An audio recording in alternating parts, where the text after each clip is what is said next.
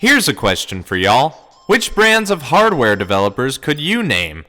The obvious ones would be Nintendo, Sega, Sony, Atari, Microsoft.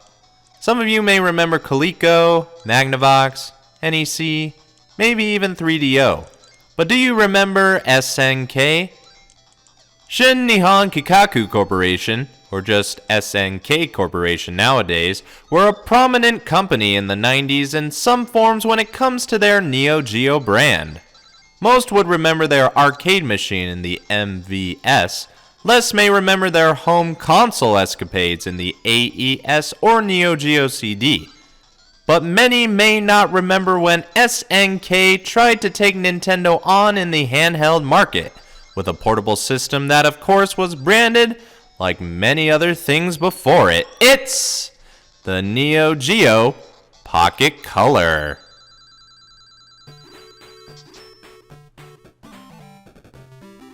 I think you could agree with me that saying the words Neo Geo is catchy, but it's a shame this didn't catch on along with other Neo Geo systems, but they're a hot commodity now for the very rich.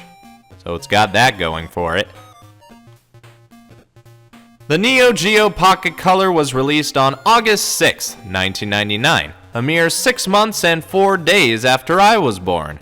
Now a year prior they had the original Neo Geo Pocket, which was monochrome and Japan only. I don't have that. This I got on a whim with Mama Blue when I was a teen. Never saw it before, so I knew I just had to get it.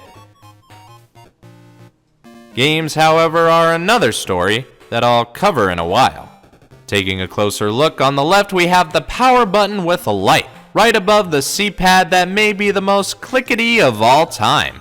I have no idea how this stick was constructed, but if you have a listen, it makes a lot of noise whichever way you put it. It may be louder than what could come out of the speaker, which may be good so you can hear the inputs working. On purpose or not, it's probably its best feature. Way to go, SNK. You figured out how to make a circle pad stick. On the right are some random dots or grooves below the A and B buttons, both of which are straightforward and rather stylish buttons, I find, that complement the C stick on the other side. Plus we have an option button when needed. Of course, in the middle is the screen, a fine display screen with a resolution of 160 by 152. Thank God for this little text with the little nuggets of info. Makes me look like I know this info offhand. But I already knew it was a color system. Didn't need that a second time. Below we have the volume adjuster, a headphone jack, and a very tiny AC adapter jack. This reminded me of the Game Boy Color AC jack, which was also very tiny. What was it with mid to late 90s handhelds with these small jacks? Was that a thing with tech I missed? Not shrinking the hardware, but the jacks? Going around to the top, we have the external connector, which could be used for not only connecting multiple systems together for multiplayer, but also to the Dreamcast of all things. The reason as to why, we'll touch upon that in a moment. Also got a hole if you want to put a wrist strap on there. On the back is another unique feature to the NGPC. That's the abbreviation for this thing anyway. We not only have one, but two battery compartments. The one on the right is for regular power during gameplay, and it takes two AA batteries lasting about 40 hours, which is great. Not many systems could last a day on batteries, so that's a step forward in the right direction. Past all this info and numbers, we have another battery, this time a lithium CR2032, which is used to retain backup memory and maintain a real-time clock. Again, ahead of its time.